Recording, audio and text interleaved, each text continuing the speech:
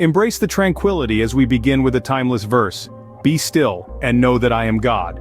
This profound statement finds its origin in the sacred texts of the Bible, specifically Psalm 46 verse 10.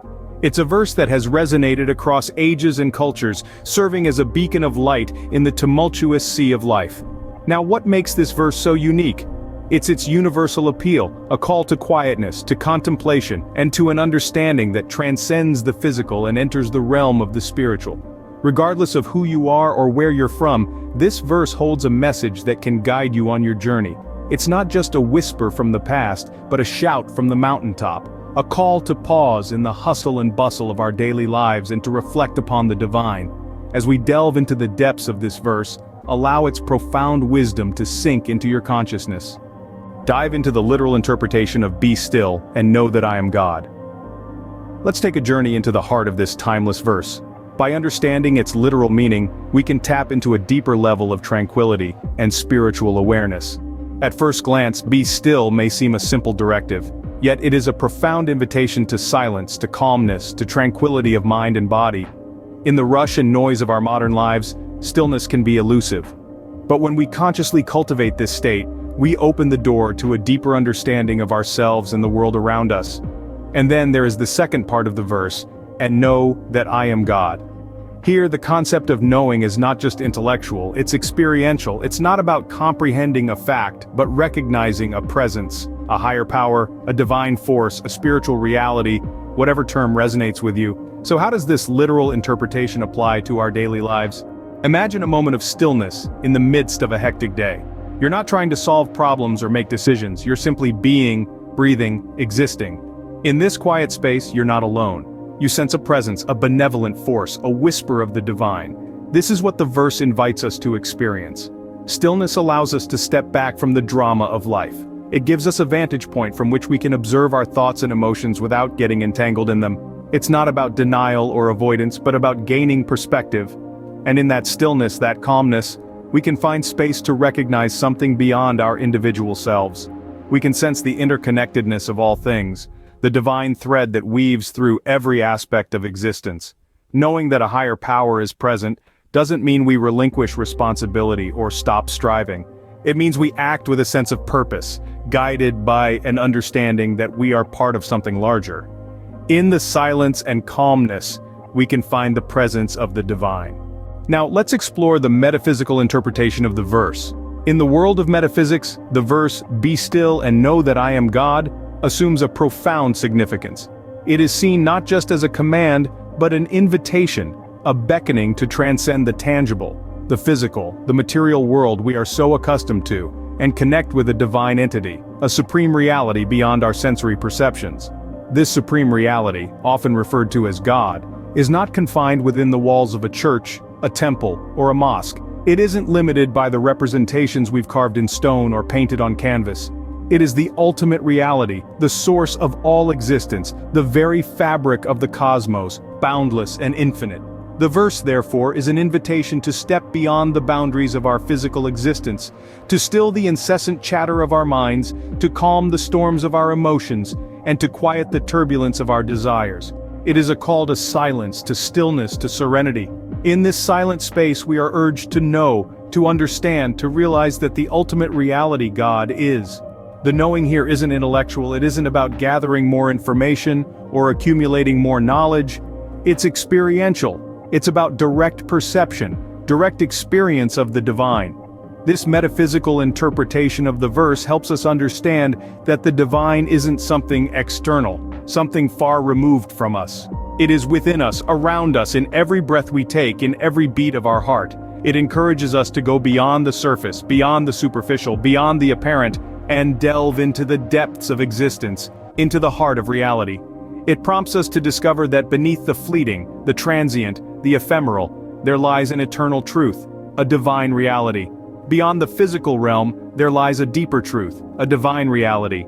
Turning our attention inward, we'll examine the psychological interpretation of "Be still, and know that I am God."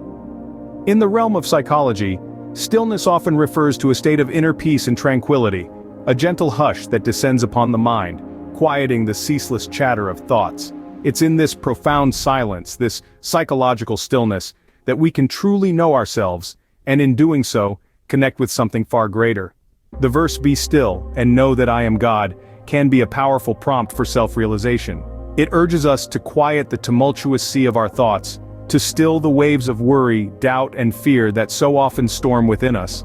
It calls for us to pause, to breathe, to simply be. In this state of stillness, we can turn our attention inward, peering into the depths of our own being.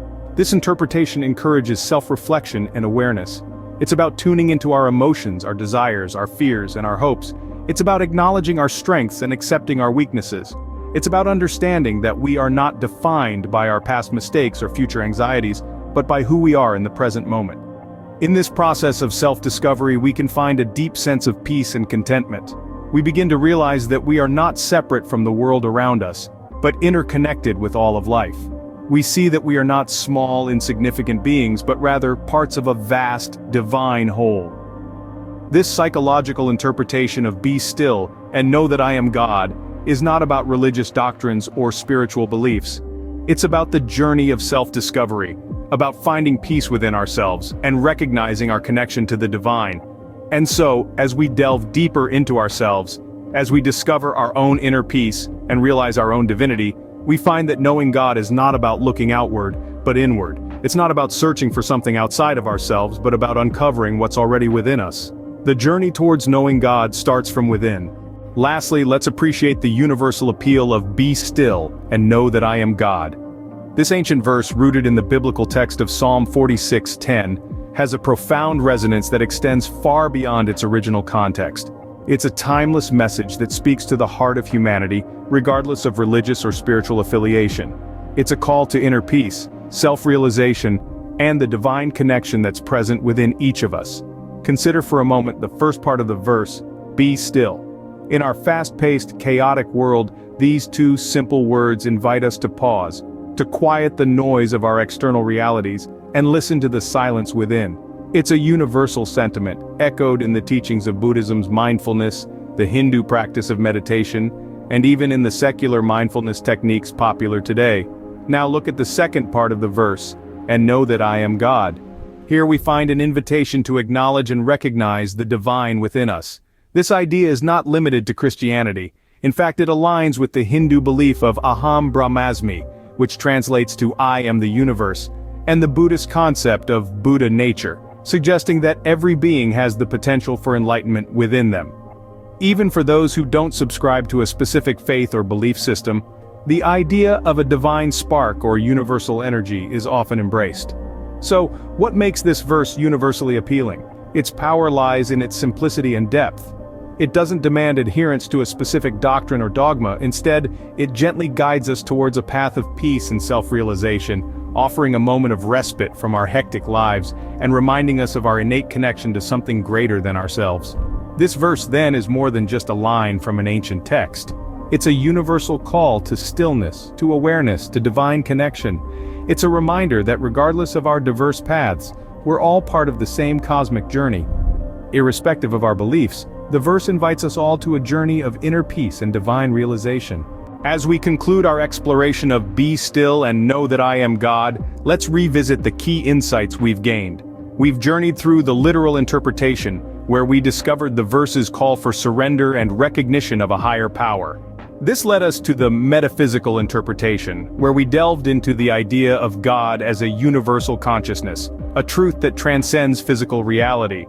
Our exploration then took us to the psychological interpretation, where we understood the verse as a prompt for self-reflection and inner stillness.